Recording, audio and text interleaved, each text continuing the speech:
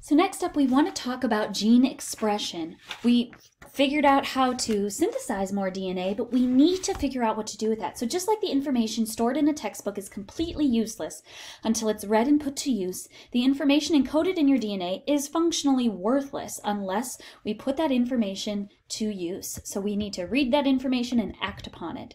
Genetic information is put to use by the production of proteins.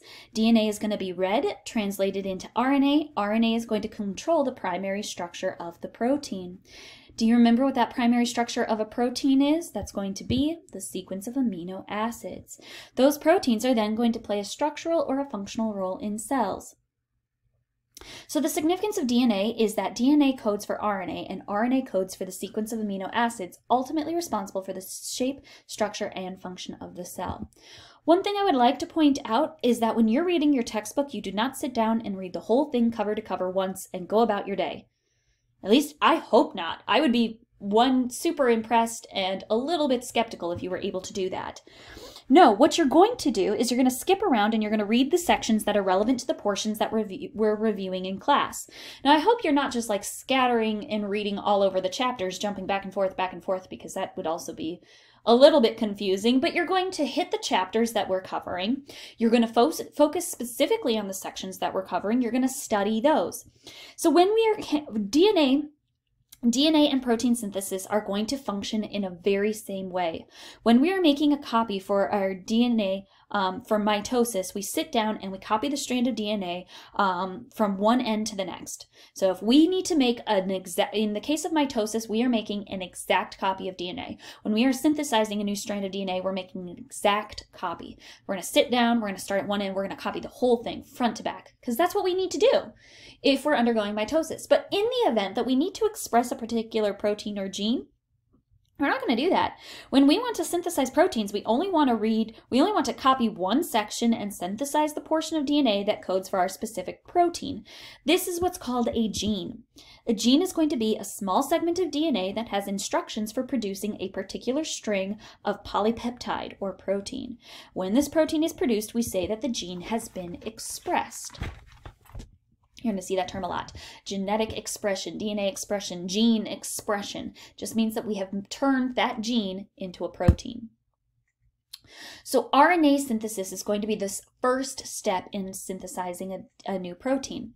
Like DNA, RNA is composed only of nucleic acids. The nucleic acid RNA is a polymer composed of nucleotides just like DNA, but unlike DNA, RNA nucleotides contain a 5-carbon sugar ribose instead of deoxyribose. RNA is also different in that it does not contain the nucleotide thymine, but instead uses uracil as a complementary base pair of adenine. Here is a table comparing the similarities and differences of RNA. I don't know that I will ask you compare and contrast DNA and RNA structure, but you will want to know this as you are studying and you're going through the process of DNA synthesis, RNA synthesis, protein synthesis. You're going to want to be familiar with the similarities and differences of DNA. So this table is going to help you a lot in your studies. Now, there are actually several different types of RNA that are involved in protein synthesis. The first type is going to be messenger RNA, or mRNA, which is sort of like what copies down the genetic information from DNA and takes it out of the nucleus to the ribosomes for synthesis of proteins. So the process of copying down the message to send to ribosomes is called transcription. So this is where we're taking notes. Transcription is turning DNA into RNA. Ribosomal RNA, along with ribosomal proteins, is going to make up a ribosome. Does anybody remember what a ribosome is? Ribosomes are our protein factories. That's going to be the site of protein synthesis. Transfer RNA, or tRNA, is going to transfer the appropriate amino acids to ribosomes. This process is known as translation. So this is when we are translating from the language of nucleic acids into the language of amino acids.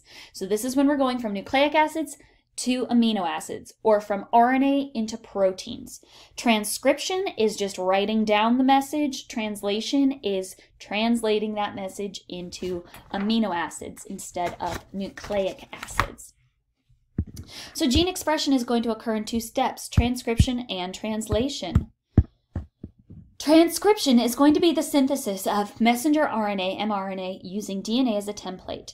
That mRNA is going to carry DNA's instructions for synthesizing a new protein from the nucleus to the cytoplasm. As we said before, your hard copy DNA is very precious. We don't want to risk damaging it. We don't want to risk losing it. So DNA is not going to leave the nucleus. The only time it leaves the nucleus is for the process of mitosis. And before we can leave the nucleus, or before the nucleus dissolves around us, we first condense down that DNA into tight, compact structures called chromosomes so we can protect them as much as possible. For our normal everyday activities, we do not want that DNA to leave the nucleus. So we are going to copy down in the mRNA, and that will be what is allowed to be taken out. So the process of transcription is going to occur in multiple steps, starting with DNA unzips along the hydrogen bonds. So we're going to use our, we're going to have to unzip our DNA. And exposes those unpaired bases. The RNA nucleotides are going to pair up with the complementary DNA bases, forming an RNA transcript. This is going to look very similar to DNA synthesis, but in this case, we are only copying down one strand of DNA. We're not copying down both strands. We're only going to copy down one strand of DNA to get our message. Once that RNA transcript is released from the DNA is going to close back up again. We're going to zip back up, protect ourselves. This whole thing is going to be started with a promoter. A promoter is going to be a sequence of DNA that starts the transcription. Rna Polymerase is an enzyme that binds to the promoter. It's going to open up the DNA helix, align and link together the RNA nucleotides. So the whole process is going to be controlled by Rna Polymerase. At the end of the gene, we're going to find another sequence that is called the stop signal. It's going to be a sequence of bases that says, hey, you finished reading the sentence. It's the period at the end of the sentence. It says, hey, you're done.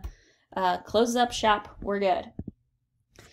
So here's a diagram that shows the RNA polymerase. It's going to zip along. As it zips along, it's going to unwind just the section of DNA that we need, because remember, conservation of this DNA is our prime target. We want to make sure this DNA is kept safe and sound. So we're only going to unzip the section that we need, copy down the RNA sequence that we need, and then we're going to release it. The RNA transcript is going to be released from DNA, and it's going to make an exact copy of our original DNA sequence. Now, just as if you were to copy down your notes exactly word for word from your textbook, it wouldn't be very useful. One, they're going to be crazy long, and two, they're going to have a lot of information that you don't necessarily need. Same goes with our mRNA. Now, we start off by making an exact copy, and then we're going to pare it down and add to it and do what we need to do. Kind of like if you download a copy of my notes. Like, it's a good start, but it's not finished yet, and you're going to have to make some modifications to it. At this point, what we have is what is known as pre-mRNA. Pre-mRNA is going to be composed of a mix of exons and introns.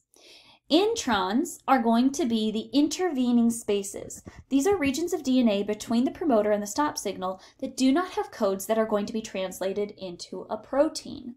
So it's going to be like excess words and excess things that we don't necessarily need, and we can cut those all out. Regions of mRNA corresponding to introns are going to be snipped out by enzymes. The regions that remain are called the exons. Exons are going to be the expressed sequences, and those are going to be left to direct protein synthesis.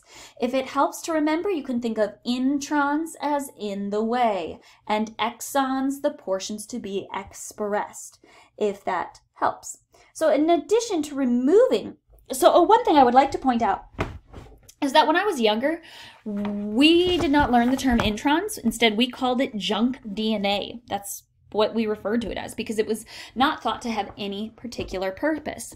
However, they have found that in higher eukaryotes, the splicing or the removal of those introns are directed by a highly specific enzyme known as a spliceosome. And what they have found is the more complex the species, not necessarily the more DNA there is, but the more introns are going to be found.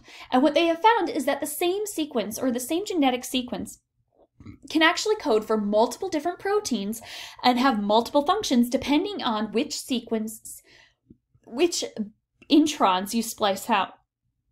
So in higher level organisms, we'll find a lot more introns, but we'll also find that maybe one particular sequence here, let me go back to this sequence here. We might find that in this sequence, this region right here is an intron, this region right here is an intron. So we're going to remove CUA and we're going to remove UUA. And then we're going to push the remaining transcript together. But we may also find that that same sequence could also be spliced a different way. Maybe we're going to remove AAC or ACA and GUA. Suddenly, once you remove those but you leave the other introns in, you have a completely different protein sequence. So what they have found is that there isn't necessarily more DNA the further up in complexity that you go, but there is going to be more introns. There's going to be more possibility for variations within that one DNA sequence. So in other words, there's not necessarily more DNA, but there's significantly more efficiency in the use of that DNA. So here is what that process looks like. Here we have our exons in orange, our introns in green. These are going to be removed by a spliceosome, and the remaining sequence is going to be pushed together. And here is a short summary video about that process. RNA polymerase first separates the two strands of DNA, and RNA nucleotides present in the nucleus bond with their complementary nucleotides on one of the DNA strands. Remember that G and C bases always bond together, and the A and U bases of RNA always bond to the T and A bases of DNA respectively. RNA polymerase then links the RNA nucleotides together to form mRNA in the process called transcription. RNA polymerase begins at the promoter site and then advances into the gene, separating the DNA double helix at its front end, joining together the RNA nucleotides in the middle, and then rewinding the DNA double helix at the back end.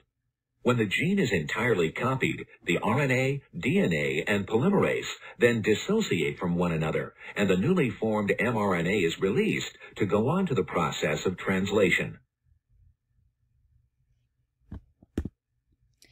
So the next step, once we've finished up transcription, is going to be translation. Translation is where we're converting the language of nucleotides into the language of amino acids. And we can use this by using our nice little translation matrix over here. This is going to help us convert the DNA-based sequence into an amino acid sequence. The RNA sequence consists of only 4 nucleic acids, while there are 20 different amino acids available. Thus, we cannot have a 1-to-1 ratio of nucleic acid encoding for one amino acid. So instead, the genetic code uses codons. Codons are sort of like words in the genetic code. A 3-base sequence is going to translate to 1 amino acid. So an example would be UUC. So if we go to our table, we'll go to the first base U, then over to the second base U, and then our third base C. So that junction is right here. UUC is going to code for the specific amino acid phenylalanine. So if we had a sequence that was UUC and then CCU, we would go, okay, UUC phenylalanine, CCU proline. So now our sentence says phenylalanine proline. So not only do these codons code for amino acids in the sequence, but there are also what are known as stop codons. The stop codons over here, UAA, UGA, UHE, are all going to code for the signal to stop sending the message or stop reading the message. This is going to sort of be the period at the end of the sentence. They do not code for a particular amino acid. The message that DNA carries is passed on to RNA. I think I'm going to save this video for our next video. Yes, we're going to pause right here and then start up again in just a moment.